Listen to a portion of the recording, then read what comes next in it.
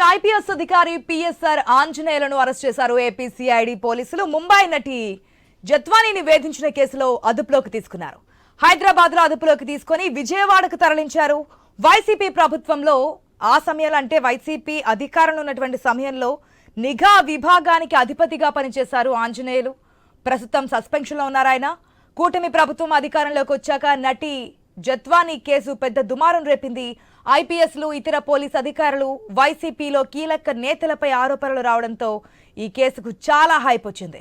కొందరు అధికారులు హైకోర్టుకు వెళ్లారు. తమపై కఠిన చర్యలు తీసుకోకుండా ఆదేశాల కోసం పిటిషన్లు వేశారు. ఇదే కేసులో పిఎస్ఆర్ ఆంజనేయులు A2గా ఉన్నారు. వైసీపీ నేత కుక్కల విద్యాసాగర్తో జత్వానీపై ఫిర్యాదు చేయించారని ఆరోపణలు కూడా ఉన్నాయి. ఆ కేసులో జత్వానీతో పాటు ఆమె తల్లిదండ్రులను కూడా పోలీసులు అప్పట్లో అరెస్ట్ చేశారు. అందరికీ మనకి తెలిసిన విషయమే. అయితే ఈ విషయంలో ఐపీఎస్ అధికారులు క్రాంతి రాణా టాటా కావచ్చు, విశాల్ గున్ని కావచ్చు, వీరి తీరుపైన కూడా అనేక ఆరోపణలు అప్పుడు వచ్చాయి. వారిని సస్పెండ్ కూడా చేశారు. విశాల్ గున్ని 3 పేజీల లేఖను కూడా అప్పుడు బయట పెట్టినటువంటి సిచ్యువేషన్ మనం చూస్తున్నాం.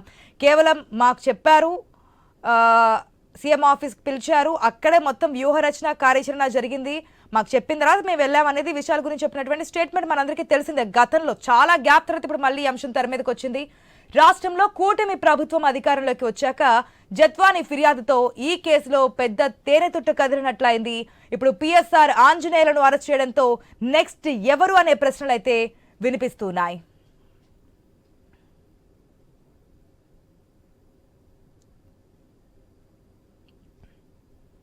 చాలా గ్యాప్ తర్వాత నటి కాదంబరి జత్వానీ కేసు అయితే తెర మీదకి వచ్చినటువంటి సిచ్యువేషన్. ఆంజనేయులు అరెస్ట్ చేయడంతో, పిఎస్ఆర్ ఆంజనేయులు అరెస్ట్ చేయడంతో నెక్స్ట్ ఎవరు అనే ఒక ప్రశ్న తెర మీదకి వస్తోంది. అనేక అంశాలు అయితే వస్తున్నటువంటి సిచ్యువేషన్ కనిపిస్తోంది. దీనికి సంబంధించి మరిన్ని అప్డేట్స్ మా ప్రతినిధి యాకూబ్ ద్వారా తెలుసుకుందాం. యాకూబ్, ఏం జరుగుతుంది? చాలా గ్యాప్ తర్వాత మనకైతే ఒక మెయిన్ మెంబర్ అయితే అరెస్ట్ చేసినట్టు తెలుస్తుంది పిఎస్ఆర్. ఎందుకంటే గత ప్రభుత్వంలో జగన్ కి వీర విధేయుడుగా ఉన్నటువంటి ఆంజనేయులు అరెస్ట్ చేసినటువంటి సిచ్యువేషన్. నెక్స్ట్ ఎవరు అనే ఒక ప్రశ్న వినిపిస్తోంది. డీటెయిల్స్ ఏంటి? గత ప్రభుత్వంలో ఇంటెలిజెన్స్ చీఫ్గా పనిచేసిన ఆంజనేయులు ఇప్పుడు ఈరోజు విజయవాడ సిఐడి అధికారులు హైదరాబాద్లో అతన్ని అరెస్ట్ చేయడం జరిగింది. జత్వానీ కేసులో పూర్తిగా గతంలో కూడా దీని మీద ఇప్పటికే ముగ్గురిని విచారణ చేసిన పరిస్థితి. ఈ పరిస్థితుల్లో ఈరోజు ఆంజనేయులు అరెస్టు కొంత కీలకంగా మారిందని కూడా చెప్పుకోవచ్చు. అంటే ఈయన పూర్తిగా అధికారంలో ఉన్న సమయంలో పూర్తిగా జగన్మోహన్ రెడ్డికి సొంత విధేయుడుగా ఉన్నాడు అనేది కూడా ఒక ఆరోపణలు వెల్లువెత్తున్న నేపథ్యంలో ఇప్పుడు ఈ జత్వానీ కేసులో భాగంగా ఈరోజు సిఐడి అధికారులు హైదరాబాద్లో అరెస్ట్ చేసి ఇప్పుడు సిఐడి ఆఫీస్, విజయవాడలోని సిఐడి ఆఫీస్కి మరికొద్దిసేపట్లో తీసుకురానున్నారు. అయితే ఈ కేసు గత 8 నెలల నుండి జరుగుతున్న నేపథ్యంలో గతంలో కూడా విజయవాడ సిపి క్రాంతి రాణా టాటాను కూడా దీని మీద విచారణ చేయడం జరిగింది. ప్రస్తుతం ఆయన కూడా సస్పెండ్లో ఉండడం జరిగింది. ఆంజనేయులు కూడా సస్పెండ్లో ఉండడం జరిగింది. ఈ కేసు మరికొంతమంది ఈ కేసులో ఉన్నారు అని కూడా ఇప్పటికే తెలుస్తుంది. ఇప్పటికే కొంతవరకు విచారణ చాలా వరకు అయిపోయిన నేపథ్యంలో ఈ కేసు మళ్ళీ సైలెంట్ అయిపోయింది అని కూడా ఒక ప్రచారం అయితే జరిగింది. అయితే ఈ ప్రస్తుతం మళ్ళీ ఇక్కడ ఆంజనేయులను హైదరాబాద్లో అరెస్ట్ చేసి మళ్ళీ విచారణ పిలవడంతో కొంత ఈ కేసులో మళ్ళీ పురోగతి సాధించే అవకాశం ఉంది. సిఐడి అధికారులు మరి ఈరోజు మరికొద్దిసేపట్లో హైదరాబాద్ నుండి విజయవాడ తీసుకొచ్చిన తర్వాత సుమారుగా ఎంతసేపు విచారించేస్తారు, ఈ కేసులో ఏమేమి అడుగుతారు అనేది కూడా ఒక కీలకంగా మారనుంది అని కూడా చెప్తుంది. గతంలో జత్వానీని కొన్ని డబ్బుల విషయంలో పోలీసులు బెదిరించారు, ఆ కేసుని విత్డ్రా చేసుకోమని ఒత్తిడి చేశారు అనేది కూడా ఈ కేసులో ఆరోపణలు ఉన్నాయి. ఈ కీలకంగా ఈ గత ప్రభుత్వం నుండి ఈ ప్రభుత్వం వచ్చిన తర్వాత ఈ కేసు కీలకంగా ఈ పరిణామాలు చోటు చేసుకున్నాయి అని కూడా చెప్పుకోవచ్చు. ఈ పరిస్థితుల్లో ఈరోజు ఆంజనేయుల్ని ఇక్కడ తీసుకొచ్చిన తర్వాత, అరెస్ట్ చేసి ఇక్కడ తీసుకొచ్చిన తర్వాత అతనితో సిఐడి అధికారులు ఏం మాట్లాడతారు, అదేవిధంగా పూర్తి స్థాయిలో ఈ కేసుకు సంబంధించిన మరికొన్ని సమాచారాలు అయితే సిఐడి అధికారులు అయితే ఇప్పుడు తీసుకొని ఉన్నారు. అయితే ఇప్పటికే ఈ కేసుకు సంబంధించి బెయిల్ పిటిషన్ కూడా ఆంజనేయులు బెయిల్ పిటిషన్ కూడా వేశారు అయితే ప్రస్తుతం ఆ బెయిల్ పిటిషన్ కోర్టులో ఉన్న నేపథ్యంలో విచారణ జరుగుతున్న నేపథ్యంలో ప్రస్తుతం ఇప్పటికైతే సిఐడి అధికారులు అయితే అరెస్ట్ చేయడం జరిగింది. కీలకమైన పరిణామాలు అయితే ఈరోజు ఏపీలో జరగబోతున్నాయని చెప్పుకోవచ్చు. ఎక్కడికక్కడ ఒక పక్కన విజయవాడ సిపి ఆఫీసులో కేతిరెడ్డిని విచారించడం, మరో పక్కన సిఐడి అధికారులు ఇక్కడ సిఐడి ఆఫీసులో ఆంజనేయులను విచారించడం కొంత విజయవాడలో ఒక హాట్ టాపిక్గా మారిందని కూడా చెప్పుకోవచ్చు. ఆశ. Right Yakub, thanks for the update. చూద్దాం మరి నెక్స్ట్ ఎవరు ఉండబోతున్నారు, ఎవరి పాత్ర ఉండబోతున్నారు అనేది చూద్దాం. Thanks for the updates Yakub. Yes, మనతో పాటు నటి జత్వానీ కేసులో బిగ్ ట్విస్ట్ అయితే మనం చూస్తున్నాం. ఐపీఎస్ అధికారులు ఫస్ట్ వికెట్ అయితే మనకు కనిపిస్తోంది. ఏదైతే పిఎస్ఆర్ ఆంజనేయులను అరెస్ట్ చేయడం అనేది కీలకంగా మారుతుంది. దీని తర్వాత ఏమేమి జరగబోతున్నాయి, ఈ కేసులో మలుపులకు సంబంధించి మాట్లాడదాం. మనతో పాటు డిబేట్లో పార్టిసిపేట్ చేస్తున్నారు మస్తాన్ రావు గారు, పొలిటికల్ అనలిస్ట్, అదేవిధంగా బొట్ల రామారావు గారు ఉన్నారు, వైఎస్ఆర్సీపీ నాయకులు, ఉట్ల సురేంద్ర నాయుడు గారు ఉన్నారు, టీడీపీ అధికార ప్రతినిధి. నమస్తే అండి, వెల్కమ్ టు ద షో. ఫస్ట్గా మస్తాన్ రావు గారు నమస్తే అండి. అప్పట్లో ఒక సంచలనం రేపినటువంటి టాపిక్ ఏదైనా ఉందంటే కనుక నటి జత్వానీ కేసు. వైఎస్ఆర్సీపీ హయాంలో ఏ విధంగా తనని వేధించారు, తన తల్లిదండ్రులను వేధించారు, ఇక్కడ తీసుకొచ్చి కావాలని చెప్పి ఏ విధంగా కేసులు బనాయించారనేది క్లియర్ కట్గా చెప్పినటువంటి సిచ్యువేషన్లో ఐపీఎస్లు కావచ్చు, ఐఏఎస్లు కావచ్చు దీంట్లో ఇన్వాల్వ్ అయి ఉన్నారు. అంతా కూడా కార్యాచరణ ఇదంతా చేశారని చెప్పి విశాల్కుని ఇచ్చినటువంటి స్టేట్మెంట్. ఇప్పుడు పిఎస్ఆర్ ఆంజనేయుల అరెస్ట్ ఏ విధంగా చూడొచ్చు, నెక్స్ట్ ఏ విధంగా మూవ్ కాబోతోంది ఏపీ సర్కార్ అనేది ఎట్లా చూడాలంటారు?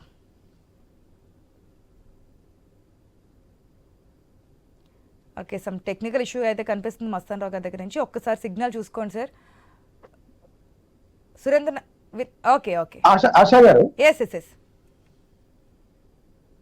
సారీ చెప్పండి. నెట్ ప్రాబ్లం వచ్చింది, ఒకసారి రిపీట్ చేయరా? Just net problem. నటి జత్వానీ కేసు అనేది గతంలో మనం చూసాము, ఇప్పుడు మళ్ళీ తెర మీదకి వచ్చింది. అప్పుడు ఏ విధంగా జరిగింది, వైఎస్ఆర్ హయాంలో ఏ విధంగా ఆ అమ్మాయిని ఒత్తిడి చేయడానికి జిందాల్ గారు ఇవన్నీ తెర మీదకి వచ్చినటువంటి సిచ్యువేషన్ మనం చూసాం. అక్కడి నుంచి ఇక్కడ తీసుకురావడము, ఇక్కడి నుంచి పోలీసులు ఫ్లైట్ టికెట్లు పెట్టుకుని అక్కడికి వెళ్ళి తీసుకురావడం, తల్లిదండ్రులు తీసుకురావడం, ఇవన్నీ చూసే ఉన్నాం. ఇప్పుడు విచారణలో స్పీడప్ అవుతున్నటువంటి సిచ్యువేషన్లో పిఎస్ఆర్ ఆంజనేయులు అరెస్ట్ చేయడం అనేది ఏ విధంగా చూసుకోవాలి, నెక్స్ట్ స్టెప్ ఏ విధంగా ఉండబోతుంది అనుకుంటున్నారు? ఖచ్చితంగా గుడ్ ఆఫ్టర్నూన్ అండి, ఐ న్యూస్ ప్రేక్షకులకు, ప్యానల్ ఉన్న పెద్దలకు మీకు కూడా. ఇక్కడ పిఎస్ఆర్ ఆంజనేయులు గారి అరెస్ట్ అనేది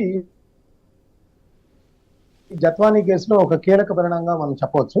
ఎందుకంటే కాదంబరి జత్వానికి సంబంధించి ఏంటంటే అది దేశ పారిశ్రామికవేత్త ఎవరైతే సజ్జన్ జిందాల్ ఉన్నారో అతనికి సంబంధించి అటెంప్ట్ టు రేప్ కేసు ముంబైలో నమోదు కావటం, ఆ కేసులో ఆమె కోర్టులో అటెండ్ అయ్యి సాక్ష్యం చెప్పాల్సిన పరిస్థితుల్లో ఇక్కడ ఈ కేసును బిల్డప్ చేశారనేది ప్రధానమైన అభియోగం ఆమె చుట్టూంది. ఏంటది అంటే కుక్కల విద్యాసాగర్ అనే వ్యక్తితో గతంలో ఉన్న సాన్నిహిత్యం కారణంగా ఒక ఫేక్ డాక్యుమెంట్స్ క్రియేట్ చేసి కొండపల్లి ప్రాంతంలో ఆమె ఒక భూములను, ఆయనకు సంబంధించిన భూములను రిజిస్టర్ చేయించుకున్నారు, బెదిరించి అనేది అభియోగం. దానికి సంబంధించి కేసు పెట్టడంలో పిఎస్ఆర్ ఆంజనేయులు గారు ఆదేశాల మేరకు తామంతా కాంతి రాణా గానీ అదేవిధంగా విశాల్ గున్ని గానీ వ్యవహరించామనేది విశాల్ గున్ని గారి స్టేట్మెంట్ ద్వారా స్రవంతి రాయ్ అని దర్యాప్తు అధికారి ఉన్నారు. ఆమె ముందు ఇచ్చిన విశాల్ గున్ని గారి స్టేట్మెంట్ ఆధారంగా కేసు నమోదు చేయడం. సెప్టెంబర్ 16, 2024లో ఈ ముగ్గురు ఐపీఎస్ ఆఫీసర్లను కూడా రాష్ట్ర ప్రభుత్వం సస్పెండ్ చేసిన పరిస్థితి ఉంది. మొదటగా 6 నెలలు సస్పెండ్ చేసింది, ఆ తర్వాత మొన్న మార్చి 12 కూడా మళ్ళీ ఇంకో 6 నెలలు కూడా సస్పెన్షన్ ని పొడిగించిన పరిస్థితి. అయితే ఈ కేసుకు సంబంధించి ఇటీవల మార్చి 29వ తారీఖు సిపిఎం నేత, మహిళా నేత, అదేవిధంగా కొంతమంది ఇతర మహిళా సమాఖ్య నేతలతో కలిసి కాదంబరి జత్వాని ఒక ప్రెస్ మీట్ పెట్టింది. ఏంటంటే ఇట్లా మా తల్లిదండ్రులని నన్ను ఈ విధంగా అరెస్ట్ చేశారు, గత ప్రభుత్వంలో ఉన్న పెద్దల ఆదేశాల మేరకు సజ్జన్ జిందాల్ గారికి మేలు చేయడం కోసం ఇట్లా అక్రమంగా మమ్మల్ని కేసులో ఇరికించారు, మా సెల్ ఫోన్లు కానీ, మా పాస్పోర్ట్లు కానీ, విదేశాల్లో ఉన్న మా బ్రదర్ పాస్పోర్ట్ కానీ, మా తల్లిదండ్రులు వృద్ధులైన వాళ్ళని కానీ వేధించారు. వీటికి సంబంధించి ఒక్క అడుగు కూడా ముందుకు పడతలేదు, న్యాయం జరగడంలో చాలా లేట్ అవుతుంది అనేది ఆమె ఆరోపించిన పరిస్థితి మనం ఇక్కడ చూసాం.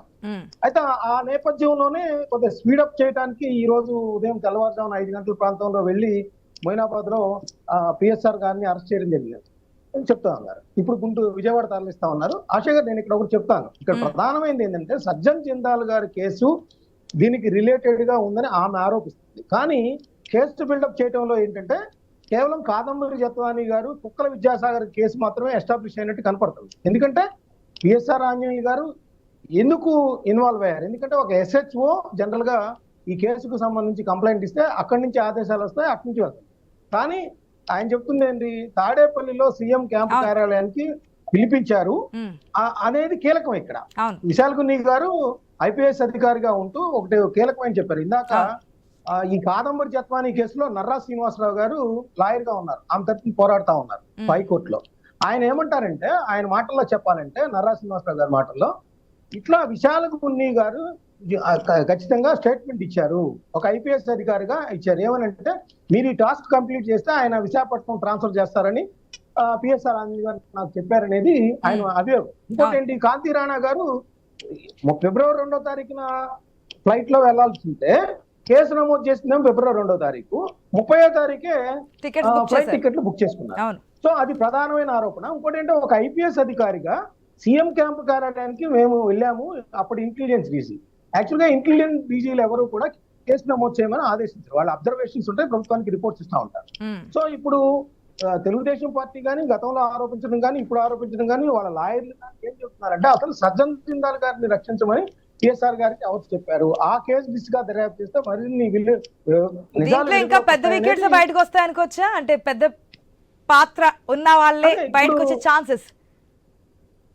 అంటే ఇప్పుడు యాక్చువల్గా ఏంటంటే, ఈ కేసుకు సంబంధించి రిమాండ్ రిపోర్ట్ ఉందండి. రిమాండ్ రిపోర్ట్ లో ఏంటంటే, కుక్కల విద్యాసాగర్ A1 గా ఉన్నారు, పిఎస్ఆర్ ఆంజనేయ గారు A2 గా ఉన్నారు, కాంతి రాణా గారు A3, అదేవిధంగా వెస్ట్ జోన్ ACP. యాక్చువల్ గా ఇంకోటి కూడా ఏంటంటే, కాకినాడలో డిఎస్పీగా పనిచేస్తున్న వ్యక్తిని ఈమెని వేధింపులకు గురి చేసి ఈమెని కేసు అంగీకరింపు ఒక రూమ్ లో పెట్టి ఇబ్బంది పెట్టారనేది కూడా వచ్చింది. మా తల్లిదండ్రులను అది చేశారని ఇక్కడికి పిలిపించి ఆయన కూడా సస్పెండ్ చేస్తారు, సిఐ గారిని సస్పెండ్ చేస్తారు. అదే A6 గా ఎవరైతే సాక్ష్యంగా చెప్పారో, వాంగ్మూలం ఇచ్చారో శ్రవంత్ రాయ్ గారి ఎదుట విశాల్ గున్ని గారిని A6 గా పెట్టారు.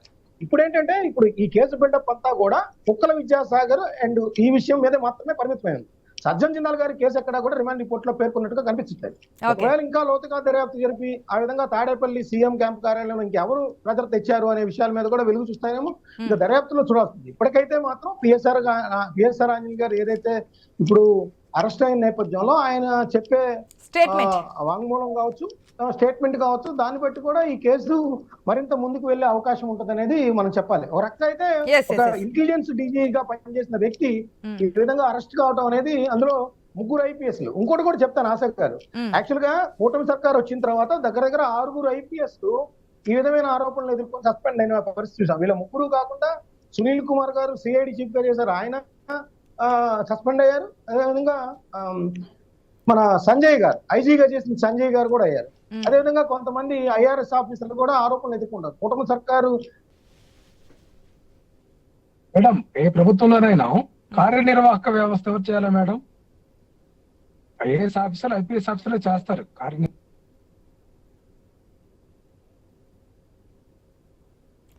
టెక్నికల్ ఇష్యూ కనిపిస్తుందండి, ప్లీజ్ ఒక్కసారి చెక్ చేసుకోండి, మళ్ళీ మిమ్మల్ని తీసుకునే ప్రయత్నం చేస్తాను ఒకవేళ క్లియర్ అయితే కనుక. రామారావు గారు ఒకసారి సిగ్నల్ చెక్ చేసుకోండి, సిగ్నల్ చెక్ చేసుకోండి ప్లీజ్. సురేందర్ నాయుడు గారు నమస్తే అండి. సురేందర్ నాయుడు గారు నమస్తే అండి.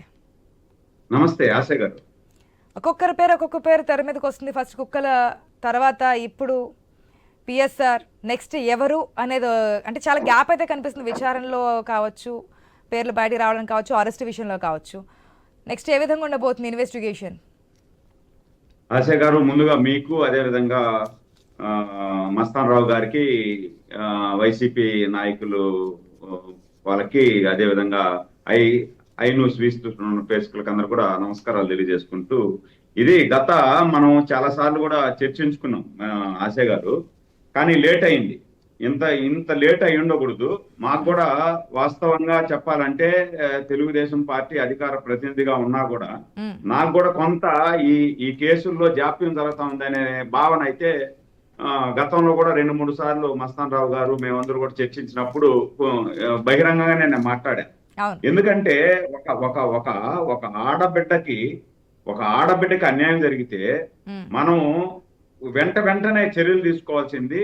నిదానంగా లేట్ అయింది అనే భావన అయితే నాకు పర్సనల్ గా కలిగింది.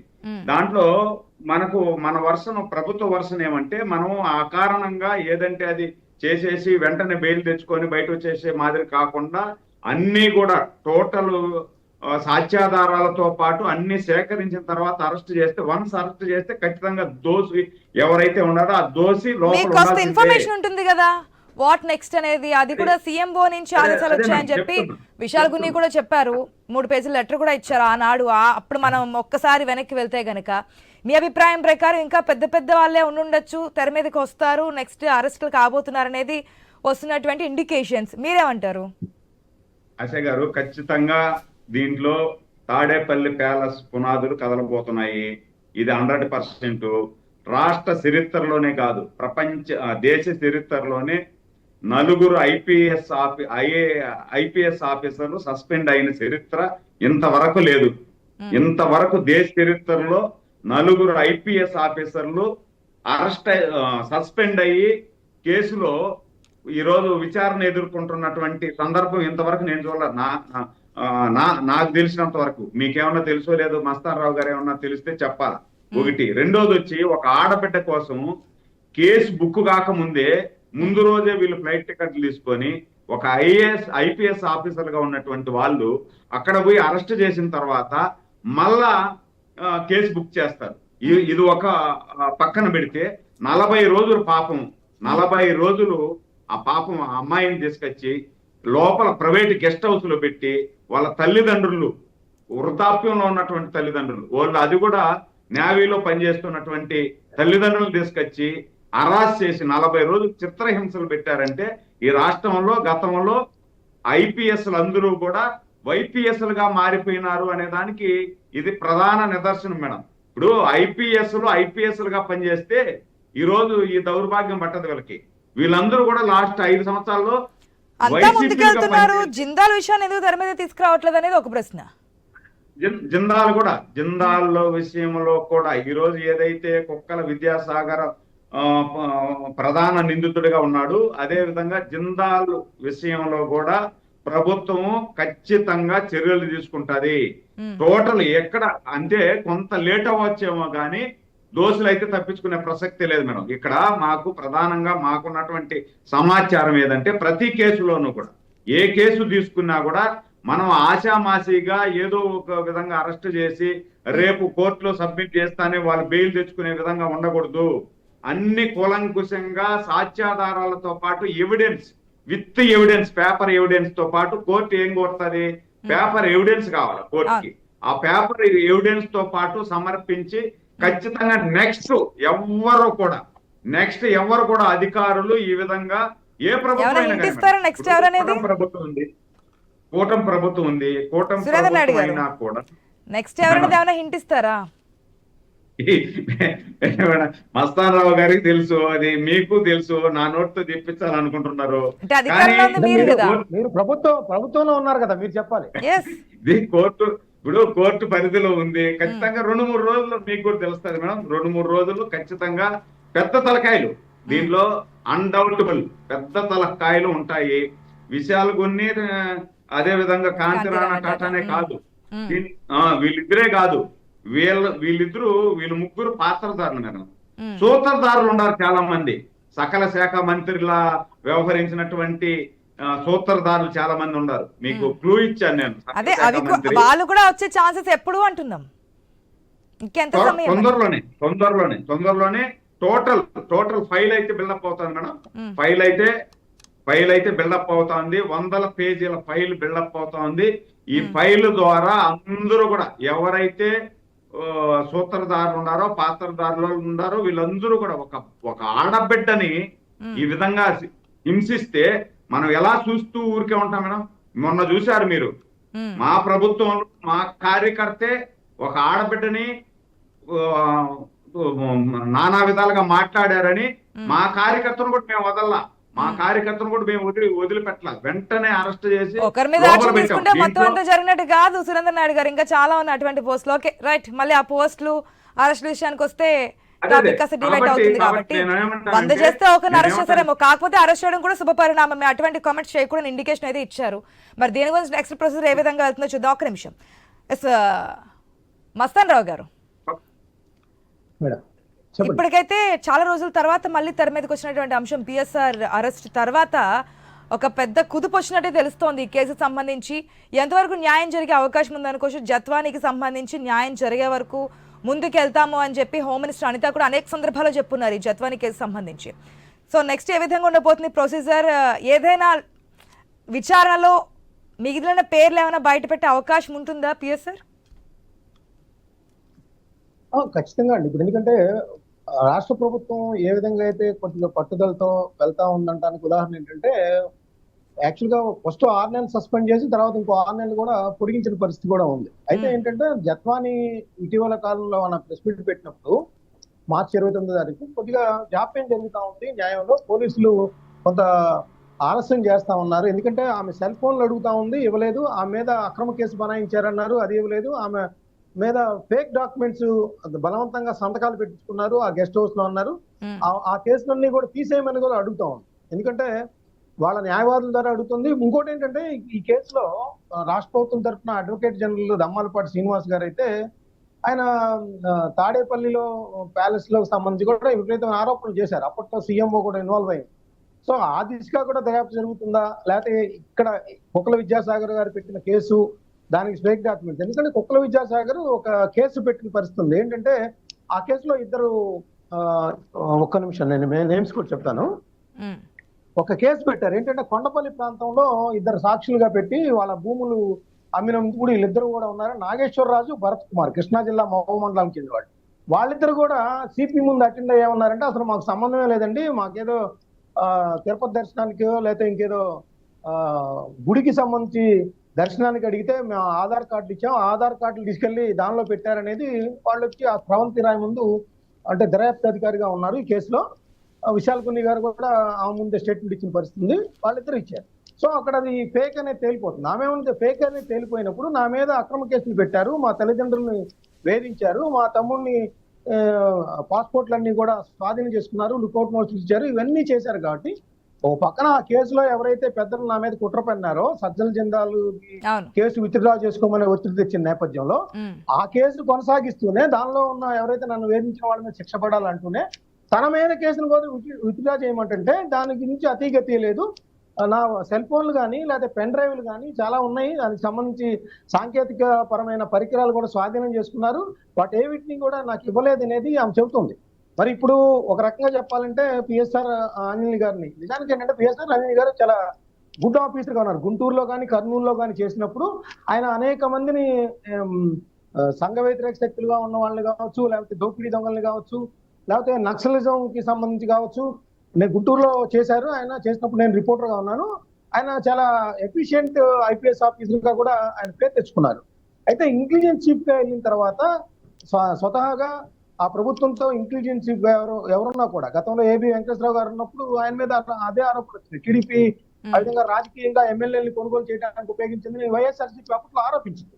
ఇప్పుడు కూడా ఏంటంటే ఇంటెలిజెన్స్ డీజీగా ఉన్నప్పుడు అప్పుడు ముఖ్యమంత్రితో సాన్నిహిత్యం దృష్ట్యా ఇట్లాంటి ఏమైనా ఒత్తిడికి గురై చేశారా ఏంటి అనేది చెప్పాలి. ఎందుకంటే అంత పెద్ద ఐపీఎస్ ఇప్పుడు ఉంటే కనుక ఖచ్చితంగా ఆయన డీజీపీ అయ్యేవాడు. ఆయన డీజీపీ క్యాడర్ అలాంటి పెద్ద స్థాయిలో ఉన్న వాళ్ళు ఇట్లాంటి కేసుల్లో ఇరుక్కోవడం కూడా ఐపీఎస్ వ్యవస్థకు కూడా మంచిది కాదు. అంటే ఏమవుతుంది, ఒకవేళ ప్రభుత్వం చేయమని ఒత్తిడి తెచ్చినా చేయకపోతే ట్రాన్స్ఫర్ అవుతుంది తప్ప ఉద్యోగాలు పోయే సిచ్యువేషన్ అయితే కాదు కదా. అంటే ఒత్తిడి తెచ్చి మీరు చెయ్యాల్సిందే తప్పదు అంటే ఉద్యోగాలు పోతాయనే భయం కూడా కాదు. ఈ ప్లేస్ కాకపోతే వేరే ప్లేస్ లో ట్రాన్స్ఫర్ చేస్తారు, అంతగా మించి నష్టం అయితే జరగదు కదా. కానీ ఇటువంటి విషయాలు జరిగినప్పుడు ప్రభుత్వం మీద లేదంటే ఆఫీసర్స్ మీద కాస్త ప్రజల్లో నమ్మకం అనేది సన్నగిలే అవకాశాలు ఉంటాయి. అది జరగకుండా చూసే బాధ్యత కూడా ప్రభుత్వం మీద ఉంటుంది. కాబట్టి మరి ఈ ప్రభుత్వం ఏ విధంగా ముందుకెళ్తుందో మనకి చెప్పకనే చెప్తున్నారు కాబట్టి సురేంద్ర నాయుడు గారు పేర్లు హింట్లు ఇస్తున్నారు కాబట్టి మరి ఆ విధానం ఎంతవరకు ముందుకెళ్తుందో వెళ్ళాలని చెప్పి ఆయన కూడా కోరుకుంటున్నారు కాబట్టి వేచి చేసి చూద్దాం. రీసెంట్ గా మనం గత 15 సంవత్సరాలుగా చూసినట్లయితే రాజకీయ నాయకులు ఐపీఎస్ ఐఏఎస్ కూడా కలగలిపోతా ఉన్నారు. ఆ రేఖ ఉంటుంది ఒకటి. ఆ రేఖని ఏంటంటే ఐపీఎస్ ఐఏఎస్ వాళ్ళకి ముసోరీలో శిక్షణ ఇచ్చినప్పుడు ఏంటంటే ఎంత ఒత్తిడి ఉన్నా ఎమోషనల్ గా ఫీల్ కాకూడదు. ఎమోషనల్ గా ఫీల్ అవటమో లేకపోతే అవినీతికి అట్రాక్ట్ అవటం అనేది కాకూడదు. వాళ్ళకి అందుకనే ప్రోటోకాల్, పెద్ద పెద్ద బంగ్లాలు, పెద్ద జీతాలు, వాళ్ళకి లేకపోతే వాళ్ళకు అసిస్టెంట్స్, లేకపోతే వాళ్ళకి సిబ్బంది, పర్సనల్ సిబ్బంది, ఇదంతా ఎందుకు ఏర్పాటు చేస్తారంటే వాళ్ళు ఎటువంటి బలహీనతలకి లొంగకూడదు, నిష్పక్షపాతంగా భారత ఐపీఎస్ ఏదైతే ఉందో ఐఏఎస్ ఉందో చూద్దాం మరి నెక్స్ట్ ఏ విధంగా. అంటే ఐఏఎస్ ఐపీఎస్ అధికారులు, పోలీస్ వ్యవస్థే ప్రజలకు నమ్మకంగా ఉండాల్సినటువంటి డిపార్ట్మెంట్స్ అవి కొన్ని. అవి కూడా ప్రజలని ఈ విధంగా చేస్తూ ముందుకెళ్తే కనుక ప్రజల్లో నమ్మకం కోల్పోయే అవకాశాలు ఉంటాయి. కాబట్టి మరి కూటమి సర్కార్ ఏ విధంగా ముందుకెళ్ళిపోతుంది, వెళ్ళబోతోంది, నటి జత్వానికి ఎటువంటి న్యాయం జరగబోతుంది అనేది వెయిట్ చేసి చూద్దాం. ఐఎమ్ సారీ సురేంద్ర నాయుడు గారు, సమయం లేదు, అర్థం చేసుకుంటారనుకుంటున్నాను. థ్యాంక్ యూ సో మచ్ డిబేట్లో పార్టిసిపేట్ చేసిన ఇద్దరికి కూడా.